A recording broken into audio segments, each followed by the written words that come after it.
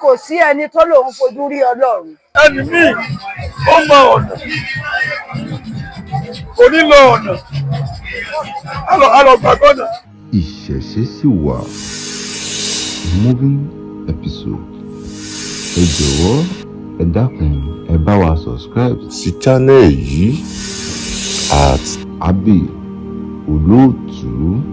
Orúkọ mi ni Special Majesty ọba Ògbóni Ìṣọ̀kan Ogun State. Ọ̀dẹ̀ tó jẹ́ ọba ìṣẹ̀ṣe gbogbo àgbáyé, ọ̀dẹ̀ tó jẹ́ bá ṣe pọ̀ fábọ̀. Bàbá ẹ sọ pé ẹ jẹ́ ọba Ògbóni gbogbo àgbáyé. Ọba Ògbóni Ìṣọ̀kan Ogun State ló ń ṣàgbáyé o, ọba ìṣẹ̀ṣe àgbáyé ni mo jẹ́. Bàbá ẹ jọ̀ọ́ ẹ dákun kí là ń ṣe bí báyìí lónìí? Ọdún Ògún là ń ṣe. Ọdún Ògún? Bẹ́ẹ̀ni. Bàbá mo rí pé ní Ondo State lápapọ̀ mo rí pé wọ́n ní gbàgbọ́ wọ́n dẹ̀ mú ọdún Ògún ní kókó. Bàbá ìjẹ́ ẹ lè tọ́jú fún wa. Ìdílé bí mo lè sọ ìgbẹ́ torí pé kí ni ìṣẹ̀ṣe jẹ́ most important. Torí inú ìṣẹ̀ṣe ni wọ́n bí wa sí, inú ìṣẹ̀ṣe ni wọ́n ṣẹ̀dá wa sí. Ìṣẹ̀ṣe jẹ́ nǹkan àkọ́kọ́. Èmi ni Kìrìsìtẹ́nì àti Mùsùlùmí èdè elédè ni. Sọ́tíyé tí ò yẹ wọ́n wá fi búrẹ́dì mo wá lómi ọbẹ̀ jẹ́ nínú wa ni. Sọ́tíyé àṣà tiwa ni ká dúró lé lórí. Àṣà tiwa yẹ olólèjì kílò lójú. Ẹ wá yé bàbá wa tí ẹ mú ìṣẹ̀ṣe yìí tí wọ́n ti gbẹ́gbẹ́kúgbẹ́ sì dé. Ṣé ẹ gbọ́ pé gírí náà pa wá bì? Ṣé ẹ gbọ́ pé gírí náà pa wá láyé gbà yẹ? Àbẹ̀ gbọ́ pé wàhálà dé lù ú. Ẹ wá wùgbà tá a gbẹ̀sì kẹ́sì tá a gbèdékedé àwọn ẹ̀sìn àjòjì wọlé wá. Òun náà ni wàhálà lójú ẹ̀jì ní gbé lórí pé wọ́n pàdé ẹlẹ́ni kiri. Ìṣẹ̀ṣe lágbà inú òmìnira bá wọ Ondo State tóra àti wà àti lòlẹ lọ́sẹ̀ kan lu yìí àti abáwọ Ondo ṣe ìjẹni mo tún dé ọ̀rẹ́ mo tún bọ́ra ẹ̀mí àyàdí ṣe. Sotiye ó inú òmìnira pẹ̀ torí wọ́n mójútó ìṣẹ̀ṣe ní ibi báyìí. Ìṣẹ̀ṣe náà dẹ̀ gbé wọ́n, Ògún náà gbé wọ́n. Bàbá ọ̀pọ̀lọpọ̀ ti gbàgbé ìṣẹ̀ṣe pàápàá jùlọ àwọn tó wà lókè òkun wọn rántí ìṣẹ̀ṣe mọ́ rárá bàbá. Ẹ bá náwó sí kámẹ́rà tẹ́ bá sọ fún gbogbo ọmọ Yorùbá lápapọ̀ pé tó bá gbàgbé ìṣẹ̀ṣe bàbá. Gbogbo ẹ̀yọ́ ọmọ káàárọ̀ oòjíire tẹ̀m̀bẹ̀ ní àgbáyé ní orílẹ̀-èdè àgbáyé. Ẹ jọ̀ọ́ ẹ má jẹ́ ká sọ ìpilẹ̀ṣẹ̀ nù. Ìpilẹ̀ṣẹ̀ yìí ní ilẹ̀ Yorùbá tí a ti dá nílẹ̀ Nàìjíríà. Àwọn ìsọmọ Arábíkì o, àìdẹ̀sọmọ àwọn ìsọmọ Ísírẹ́lì o. Wọn ò lè pàtẹ àwọn ọmọ Yorùbá kan pàtẹ àwọn ọmọ Arábíkì. Wọn ò dẹ̀ lè pàtẹ àwọn ọmọ Ísírẹ́lì o. Ẹ jọ̀ọ́ ọmọ bẹ́ẹ̀ kẹ́ ẹ láti yí kẹ́ ẹ wá sí ilẹ̀ bàbá yẹn rántí ìṣẹ̀ṣe. Ẹ padà sí ìṣẹ̀ṣe. Tẹ́ ẹ bá padà sí ìṣẹ̀ṣe ẹ máa wẹ̀ lómi. Gbogbo àwọn ẹ̀sìn tẹ́ gbé àtàjòjì náà ọ̀pọ̀lọpọ̀ ọmọ náà tí wọ́n bá ti lọ padà sí di wọ́n ìmí ìwọ́n òrìnà sẹ́gun wọn lọ sọ̀sùn lé bàbá tó bí. Ẹ bá wọ ọ̀pọ̀lọpọ̀ wọn ìmí jẹ́ Gabriel tẹ́ bá wá dé wọ́n lè jẹ́ Ṣàngó gbé mi ní jẹ́. Ìmí àjọsùn kẹ́mi, ìmí àjẹsù bí yìí, ìmí àjẹfà kẹ́mi, ìmí àjẹ eégún gbèmí, ìmí àjọjẹbọdè tẹ́ bá wá dé bí ẹ̀sìn wọn. Wọ́n sọ wọ́n di Gabriel, Michael, Jọ́ọ̀nù ní gbogbo yẹn ti wá. Ẹ jẹ́ ká padà síbi ìṣẹ̀ṣe. Ìṣẹ̀ṣe làgbà, ìṣẹ̀ṣe ní ọ̀nà, ìṣẹ̀ṣe ní àjọ. Ẹ jọ̀ọ́ inú mi dẹ́dùn gbogbo àná láti wo náà láti wà lórí social media. À ń rí pé gbogbo àwọn àyè wọ́n ti padà síbi ìṣẹ̀ṣe. Ẹ wá òbí ìṣẹ̀ṣe ṣe gbàjì lọ. Ẹ jẹ́ ká padà gbogbo nǹkan á yí padà tá a padà síbi ìṣẹ̀ṣe wa. Gbogbo nǹkan wa á yí padà sẹ́rí ọ̀rọ̀ wọn nu wo sẹ́rí. Ẹgbẹ́ wọn ti ń kó mi jẹ́nu gbogbo ẹ̀ ọ̀rọ̀ wọn nu wo ebi dí àpẹ ní ọ̀rọ̀ òdìlé nù ọ̀rọ̀ òdìlé tiwa là ń ṣe ọ̀rọ̀ òdìlé wa yọ̀ọ́dẹ̀ mọ́ gbogbo wa ga ni gbogbo ojú tó ń wò mí ní Facebook ní Twitter ní Instagram gbogbo yín bàtà Ògún àgbẹ̀ yìí ọdún Ògún là ń ṣe ẹ̀ ní síwí ẹ̀ ní yàwèrè ọ̀nà yín ọmọ là Ògún lọ́nà fàjẹrò àmọ́ lànà owó àmọ́ lànà ọ̀nà fún yìí o ẹ̀ ní ráre ẹ̀ nínú ẹ̀ ní jágbáre gbogbo èròǹgbà kọlùkù yà Yorùbá máa jẹ́ fún yín gbogbo yín àjòlẹ́wà ẹ̀kẹ̀rú bọ̀ ẹnìkan kì í rúkọ ẹlẹ́nà bá àjò wọn lè rúkọ yín wálé abami ajẹ́lẹ̀ wà lùtẹ̀ wálé ẹ̀rà jẹjẹ ẹ̀rà jẹmu ajé òní wọ́n yín owó òní wọ́n yín ojú ẹ̀rẹ̀ la fi ń wọ́wọ́ ojú ẹ̀rẹ̀ la fi ń gbà rẹ̀ kẹ̀ ojú ẹ̀rẹ̀ la fi ọmọ tó bá wọlé ẹ̀jẹ̀ tó bá dé kẹ́ gbogbo rẹ̀ tẹ́ ń fẹ́ nílùú tẹ̀ wà tó la yóò fi kẹ́ yín ẹnìkan wà fọwọ́ ilé mọ́mọ́ ìtòrò ayé òní fọwọ́ ilé mọ́ nílùú tẹ̀ wà ó ẹ̀ lágbàdá tó nílé ayé lágbàgbà arúmọ̀lẹ̀ ara kì í nílẹ̀ kọ́mọ́ wùkọ́díkó ọgbàrún kì í wáyé kọ́mọ́ ní kókó lágbàá náà tó lé ayé gbogbo olùkílù tẹ wà tó gbé tí tó gbọ́ mi tó wò mí arúgbó arọ lò nẹ́nẹ́ yìí o bẹ́lẹ̀ dẹ̀ bá kí ara dẹ̀ ni arúgbó dẹ̀ gbogbo yín arọ́lọ́ dẹ̀ gbogbo yín ararí ọgbọ̀dẹ̀ gbogbo yín ẹnìkan kì í fọwọ́ èlé mọ́mọ́ ìtòrò ayé òde fọwọ́ èlé mú yìí o àsìtá àbò ní bá yìí o bẹ́ẹ̀ ni ó rí yọ sẹ́bẹ̀ àsọ̀sẹ́ńdọ́sẹ́ ó ti sẹ́ o bẹ́ẹ̀ ni ó rí o. bàbá ẹ jọ àwọn babaláwo kan wọ́n fẹ́ máa fi ìṣẹ̀ṣe jalè bàbá n fẹ́ kẹ́ bá mi gbà wọ́n lámọ̀ràn. ẹ ṣé mo dúpẹ́ ṣé rí nbọ̀rọ̀ tẹ́tẹ́ náà babaláwo kan fẹ́ máa fi ìṣẹ̀ṣe jalè ṣé rí ọ̀pọ̀lọpọ̀ òótọ́ ọ̀rọ̀ lẹ́sọ̀ ọ̀pọ̀lọpọ̀ babaláwo mi wọn ò jẹ́ ká mọ olóòótọ́ yàtọ̀ sóní rọ́bà ó wà náà tẹ́ ń kó báwọn èèyàn wa gan tẹ́ wà lẹ́yìn odi àtàtẹ́ wà náà tẹ́ wà ní ìlú tẹ́ wà ọ̀pọ̀lọpọ̀ òtítọ́ ń bẹ náà wọn ṣùgbọ́n irọ́ ni wọ́n gbé dání èmi ọ̀rọ̀ wọn náà ni mi ì ní ebú ọmọ ìdẹ̀ ní sẹ́pẹ̀ fún wọn ẹ má jẹ́ ká mọ ìyànra wa jẹ́ mọ́ ilé tá a bá fi tọ́ mọ ìrì ní òwò bẹ́ẹ̀ bá lẹ́ẹ̀lù yẹn jìbìtì ẹ bá gbọ́wọ́ ribiribi lọ́wọ́ rẹ̀ tẹ́ bá rò pé ẹ ti gbàgbé ìṣẹ̀dá tó dá tẹ́ ẹ̀lù jìbìtì yóò bí léèrè tí nǹkan bá ń sọ ọmọ ẹlòmíì ìwà rẹ̀ pàmò ọmọ ẹlòmíì àbọ̀mọ ẹlòmíì ń datọ́ àbí ń bí dèrè ní ọmọ àbí nǹkan rẹ̀ ń bàjẹ́ ẹ̀ ní mọ̀ pé orí ẹlẹ́dàá tẹ́ ti yẹ̀jẹ̀ òní ń da yín nígbè ní sẹ́gi ilé lórí ẹjọ́ ẹ jẹ́ ká sòtítọ́ ẹni bá sòtítọ́ mọ̀lẹ́ gbé ẹ má jẹ́ ká báwo ìjẹ́ láyé bàbá wa wọn báwo jẹ́ òtítọ́ náà fi tẹ̀ ẹ jẹ́ ká sòtítọ́ wọn kẹ́ bá bábọ̀ ìṣòro náà dùn ẹ tí kò bá yé ọ ké gbàǹjarè àwọn náà pé àwọn ẹgbẹ́ rẹ sotiye àwọn gaba ìdẹ́gbà o àmọ́ fi kan rara wa lọ́wọ́ ètò bá nìkan tó lò fún tẹ̀lé yóò gbé fún ọ ó dẹ̀ gbórí yọgbà yọba gbà ẹ jẹ́ ká sòtítọ́ ẹni bá sòtítọ́ mọ̀lẹ́ gbé ẹ jọ ẹ jẹ́ sòtítọ́ àsọdodo ọ̀dàlẹ̀ balẹ̀ kú ẹni bá dalẹ̀ à ń balẹ̀ lọ èmi ò ní dalẹ̀ kí lè bá dalẹ̀ tẹ̀mí o òtítọ́ mi ń gbè mí o ó ń gbè mí o ìyọ́nà mọ̀ gbè tí ayé ojú ọmọ gbogbo yìí ni o yóò bẹ ọsẹ bẹ́ẹ̀ orúkọ mi náà kan sí èmi ní Dagunra sọ̀rọ̀ ó fi jà lọ́tí gbé yẹn mọ́ alẹ́ àsìmí ni ẹ worldwide ni Dagunra ó ṣe jẹ.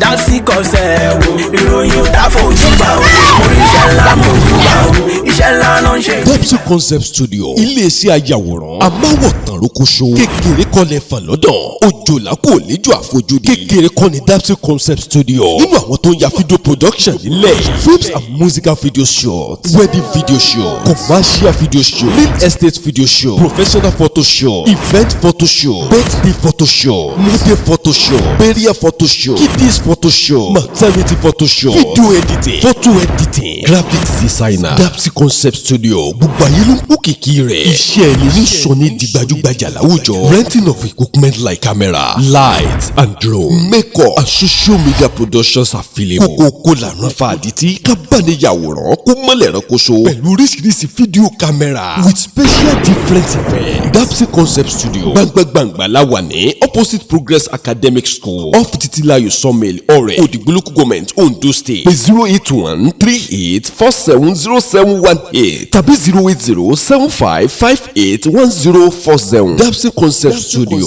ọ̀dọ̀ rẹ̀ là ń bọ̀. Get your best production musical video shooting powerful editing film shooting wedding shooting wedding shooting concert shooting.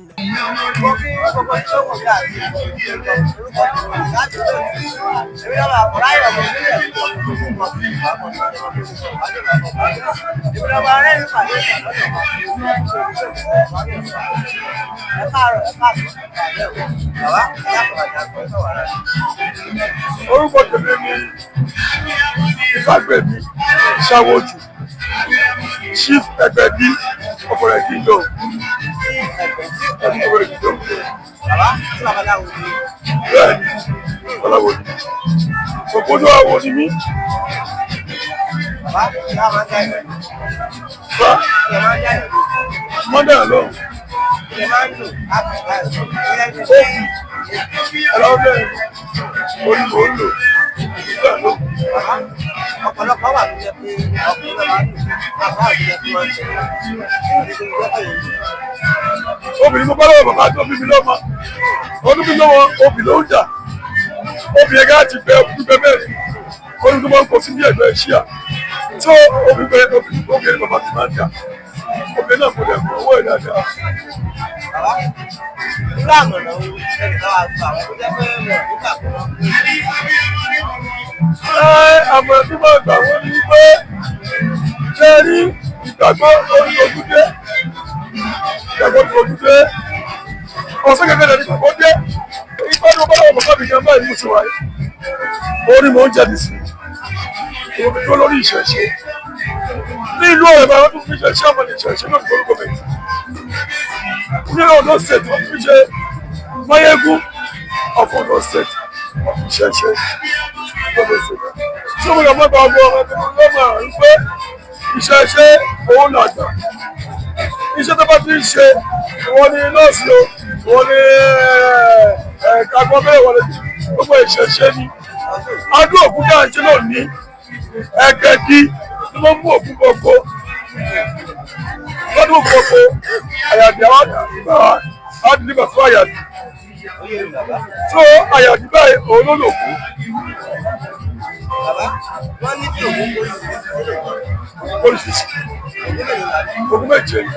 láàmọ̀ràn wo ẹnì kan wà fún àwọn tó jẹ́ pé wọ́n fi ṣẹ̀ṣẹ̀ parọ́ Ẹni tí wọ́n parọ́ àní kí wọ́n parọ́ agbára jẹun tí wọ́n yá àyè àjọ sílẹ̀ fún àní kí wọ́n parọ́ kí wọ́n parọ́ àtìgbọ́ àní kí wọ́n parọ́ ẹni míì ó mọ ọ̀nà onílò ọ̀nà alọ̀gbàgbọ́nà ọ̀nà dẹ̀ ní ibi tó yẹ kó o ti lọ kó o ti ní ìṣòro ẹ̀kọ́ tó ń bẹ̀ ọ̀ nítorí ọ̀nà lọ tó ló bá ní ìṣẹ́ tó bá ní.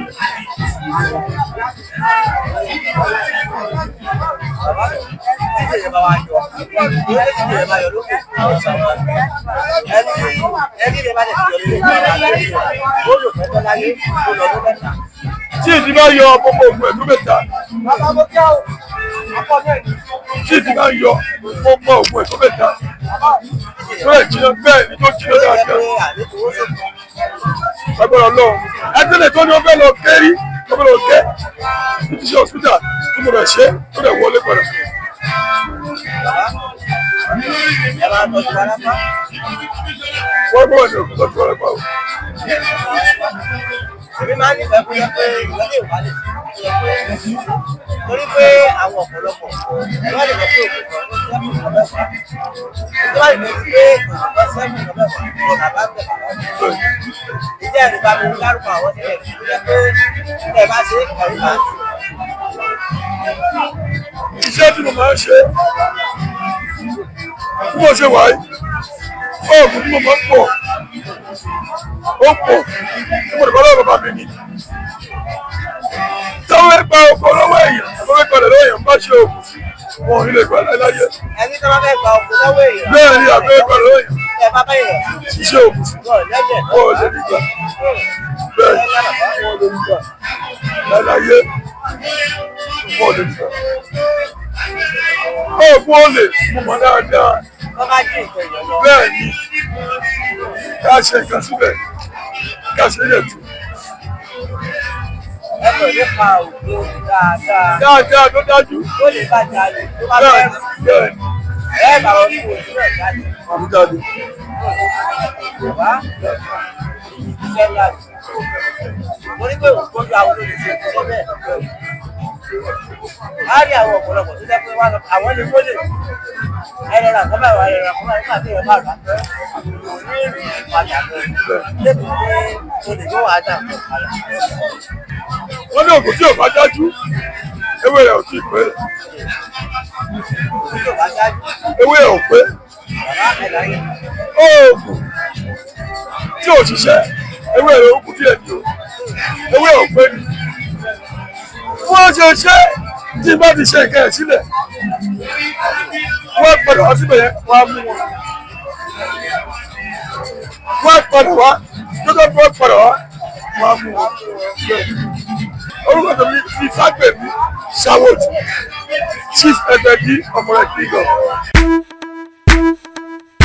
Dásí kọsẹ̀ wo ìròyìn ò dáfojú bá o oríṣẹ́ ńlá mo jù bá o iṣẹ́ ńlá ló ń ṣe. Dapsy Concept Studio iléeṣẹ́ ayàwòrán amáwọ̀tàn rókòṣó kékeré kọ́lẹ̀ fàlọ́dàn òjòlá kò léjò àfojúdi kékeré kọ́ ni Dapsy Concept Studio nínú àwọn tó ń ya fídíò production nílẹ̀ films and musical video shots wedding video show commercial video show real estate video show professional photo show event photo show birthday photo show model photo show burial photo show kiddies photo show maternity photo show video editing photo editing graphics designer Dapsy Concept Studio gbogbo ayé ló ń kó kìkì rẹ̀ iṣẹ́ ẹni ní sọ ní di gbajúgbajà láwùjọ renting of equipment like camera light and drone makeup and social media productions available kókó lànà fàdítì kábàániyàwòrán kó mọ́lẹ̀ rẹ́kọ̀ṣọ́ pẹ̀lú oríṣiríṣi fídíò camera with special different effects Dapsy Concept Studio gbàngbàngbà la wà ní opposite Progress Academic School off Titilayo Sawmill ọ̀rẹ́ Òdìgbò local government Ondo State pé 08138470718 tàbí 08075581040 Dapsy Concept Studio ọ̀dọ̀ rẹ̀ là ń bọ̀. Get your best production musical video shooting powerful editing film shooting wedding shooting wedding shooting concert shooting. Màmá kí lorúkọ yín? Orúkọ tèmi ni Ọ̀ṣunlówójú olùṣàgbé ní gbogbo ọ̀tún. Kí ni nǹkan tá à ń ṣe níbà yìí lónìí? À ń ṣọdún Ògún ọdún ìṣẹ̀ṣe. À ń ṣọdún Ògún lọ́dà ìṣẹ̀ṣe. Ǹjẹ́ àlè sọ bínú yín ṣe tòtó lónìí? Ǹjẹ́ àlè sọ bínú yín ṣe tòtó lónìí? Inú mi dùn nítorí pé Ògún gan-an ni àkọ́kọ́ òrìṣà. Nígbà tí gbogbo àwọn òrìṣà àti àjùlé Ògún bọ̀ wá sí ayé, olóńgbà náà fi gbogbo òrìṣà. Sọ ẹni tó bá ní kò sí ti Ògún lọ́nà, òun tó ń ti kú. Nítorí pé tẹ́lọ̀ Ògún ni, àgbẹ̀ Ògún ni, omi tá a mú ọ̀pọ̀ ọ̀dẹ́ náà ló máa fi yẹ̀bẹ̀ láti lè gbé kárọ̀bì jáde. Kò sí ohun tá ń ṣe agbọ́ ìyọ̀tò kúkúrò. Bábẹ́lẹ̀ bímọ tuntun, Ògún náà abẹ́ láti ń dẹ̀wọ́ ẹ̀. Tí ó kò sí tuntun tá a lè ṣe láti yọ̀tò kúkúrò. Irú àmọ̀ràn wo lẹ lè bá wa gbà wọ́n tó yẹ pé wọ́n nígbàgbọ́ nínú ìṣẹ̀ṣe mọ́? Ẹ jẹ́ sọ fún wọn ọmọ yẹn gbọ́dọ̀ kà wọ́n fún pé wọ́n fi wọ́n fún iye rírà iye wọ́n ra wọn ò ní ọgbọ́n wọn ò ní ìmọ̀ wọn ò ní òye iye wọ́n ra irú àwọn tá ń sọ̀rọ̀ yìí ìránṣẹ́ Ọlọ́run ni wá pásítọ̀ ní Baptist pastor. Baptist pastor ni. Yes, tí mo lọ seminary school for good 6 years pastors ni mo ń ṣe lọ́dọ̀ tí gbogbo ẹ̀ dáa. A má sọ̀kò ogun wọ́n dẹ̀ ní kí n padà síbi tá a ti bí mi kọ́ mọ́. Ètò ìjẹ́ pé inú mi kan wá bó fi ẹkún gbà lọ́jọ́ yẹn pẹ̀lú ní orúkọ lọ́wọ́ Olódùmarè orúkọ lọ́wọ́ alálẹ̀ wípé mi ò wà bákan náà mọ́ nítorí pé Ọ̀ṣun ló pè mí sí gbogbo agbára láyé àtọ̀ omi náà ni ibi tí Ọlọ́run tó gbára pamọ́ sí inú ojú omi ìwé mímọ́ kan fi yé wa ìwé àwọn Kìrìsìtẹ́nì ó ní màtí Ọlọ́run dá ọ̀run àti ayé ó ní ayé wà ní jújù ó ní ẹ̀ka Ọlọ́run sí ìlọ́pàpàpàpàpà ó ló sì wá kí ìkọlẹ̀ sórí ìṣàn omi tí ó bọ́ sínú ká lè ṣe àgbèyẹ tóbi kúrò irú adẹ́tẹ̀ mẹ́wàá wọ́n ní ká lọ wẹ̀ lódò Jọ́dánì tí oríṣiríṣi wọn láti rí iṣẹ́ àmì àti iṣẹ́ ìyanu láti fi omi ṣe ní ìlànà Kìrìsìtẹ́nì ní ìlànà àwọn Lárúbáwá. Màmá wọ́n máa ń pe àwọn oníṣẹ̀ṣe ní aláìgbàgbọ́. Nàìjíríà àgbàgbọ́ nítorí pé bí ọba máa ń pòwe kan wọ́n ní mo ń bọ̀ wọ́n Ọlọ́run kò dá lógún ọdún. Ara wípé wọ́n pa ìṣẹ̀ṣe tì òun ló jẹ́ káyé rí kú lónìí. Láyé àtijọ́ mo rántí ìgbà tá a bá lọ sóko bóyá agbẹ́gi ó rẹ̀ wá gbé sójú ọ̀nà tá a bá fi òkúta lé lórí kò sẹ́ni tó máa débẹ̀. Tá a bá ṣu òṣùká tá a fi lé lórí kò sẹ́ni tó máa débẹ̀. Àmọ́ ṣá nísìnyí wọ́n ní superstition tó yẹ pé ọ̀pọ̀ ó ti tibẹ̀ kó nǹkan tí ò yẹ kó rí ní ayé. Bẹ́ẹ̀ ni bàbá. Àwa ò ní kọ ìdá. Àṣẹ bàbá. Wọ́n á fẹ́ kẹ́ bá mi gba gbogbo àwọn tó jẹ́ pé wọ́n fi ìṣẹ̀ṣe wọ́n fi ń ja olè wọ́n fi ń pa irọ́ kẹ́kẹ́ bá mi gbà wọ́n lámọ̀ràn. àlè wá sí àlọ́fà kúndé bó o bá ti di ẹrù ẹ ní wàá ṣe bá gbòde oyè yìí èèyàn bí a ti parọ́ ètò ọlọ́run lòun òbí náà lòun bí ẹ̀sán pẹ̀lú èyí ò bá ti bá ní adé àtúbọ̀tán ń bọ̀ wá fún wọn wọ́n á jẹ lórí ara wọn wọ́n á jẹ lórí ọmọ ilé tí mo máa yí sọ̀rọ̀ tí máa sọ èjì náà èdè kí ó mọ̀ pé iṣẹ́ ọwọ́ mi ó pẹ́ lọ́dọ̀ olódùmarè and 66 làwọn èèyàn lè kí gbogbo títí èjì rẹ̀ nítorí pé ó mọ̀ pé iṣẹ́ ìbíjú ó pẹ́ lọ́dọ̀ ọlọ́run ọba ẹ fi wọ́n sílẹ̀ èmi ò ní tí ìgbé fọ́ọ̀tì ojú ẹ̀ máa wá mi èmi ẹ̀ máa tọ̀bọ́ra oríṣiríṣi èmi àmú tí a ṣubú sí kọ́tà orí aláìṣẹ̀ ká bá ẹkún wọnú bí ẹ̀ tó tún báyìí lọ́pọ̀ ẹkún yẹn tó tún bá jáde ọlọ́run wà kọ̀rọ̀ o òòṣà òkèdè ń kó gbogbo wọn á fi fún oníkálukú lẹ́bí iṣẹ́ wọn. Ǹjẹ́ kí a bá mi dárúkọ yín fáwọn ará adé lẹ́ẹ̀kan sí? Orúkọ tèmi lẹ́ẹ̀kan sí ni ọ̀ṣunlẹ̀ owójú olùṣàgbẹ́ni orí ọ̀tá sẹ́kìtì oníṣẹ̀ṣe olórí ọlọ́sùn ọ̀gbọ́sọ̀ ọba obìnrin ọ̀ṣunpẹ̀ ọ̀gbọ́sọ̀. Ẹ ṣé màmá. Ẹ ṣé o. Dásí kọsẹ̀ wo ìròyìn dáfojú bá o oríṣẹ́ ńlá mojú bá o iṣẹ́ ńlá náà ń ṣe. Dapsy Concept Studio iléeṣẹ́ ayàwòrán amáwọ̀tàn rókòṣó kékeré kọ́lẹ̀ fàn lọ́dọ̀ òjòlá kò léjò àfojúdi kékeré kọ́ ni Dapsy Concept Studio nínú àwọn tó ń ya video production nílẹ̀ films and musical video shots wedding video show commercial video show real estate video show professional photo show event photo show birthday photo show model photo show burial photo show kiddies photo show maternity photo show video editing photo editing graphics designer Dapsy Concept Studio gbogbo ayé ló ń kó kìkì rẹ̀ iṣẹ́ ẹni ní sọ ní di gbajúgbajà láwùjọ renting of equipment like camera light and drone makeup and social media productions available kókó lànà fàdítì kábàániyàwòrán kó mọ́lẹ̀ rẹ́kọ̀ṣọ́ pẹ̀lú oríṣiríṣi fídíò camera with special different effects Dapsy Concept Studio gbàngbàngbà láwà ní opposite Progress Academic School off Titilayo Sawmill ọ̀rẹ́ Òdìgbò Government Ondo State pé 08138470718 tàbí 08075581040 Dapsy Concept Studio ọ̀dọ̀ rẹ̀ là ń bọ̀. Get your best production musical video shooting powerful editing film shooting